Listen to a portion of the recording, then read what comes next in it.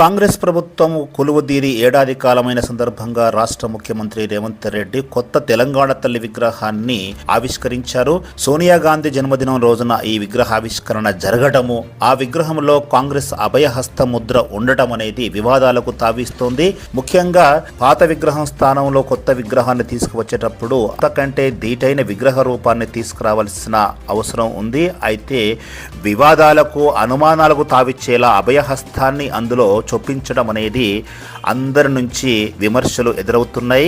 తెలంగాణ ఉద్యమ సందర్భంగా ఉద్యమానికి ప్రేరణ ఇవ్వడానికి, ఆత్మగౌరవానికి తెలంగాణ తల్లి ముఖ చిత్రాన్ని ఆనాడు రూపొందించుకున్నారు. మరి ఇప్పుడు ఉద్యమము పూర్తయిపోయింది, తెలంగాణ రాష్ట్రం సిద్ధించింది. అయితే మరి కొత్త తెలంగాణ తల్లి విగ్రహ ప్రేరణతో ఎలాంటి ఉద్యమము చేయబోతున్నారనేది మనకు ప్రశ్నగా మిగిలిపోయింది. ఇలా ప్రభుత్వాలు మారినప్పుడు విగ్రహాలు మారడము, కొత్త తెలంగాణ తల్లి అవతరించడం అనేది ఇది ఒక రకంగా అంగీకార యోగ్యం కాదు. కాబట్టి అందరికీ అంగీకార యోగ్యమయ్యే వీరవనిత చిట్యాల ఐలమ్మ, చాకలి ఐలమ్మను తెలంగాణ ఉద్యమ నాయకురాలిని తెలంగాణ తల్లిగా భావించి ఆమెను ప్రతిష్ఠిస్తే భవిష్యత్తులో ఎలాంటి సమస్యలు ఉండబోవనేది కొద్దిమంది మేధావుల ఆలోచనగా ఉంది.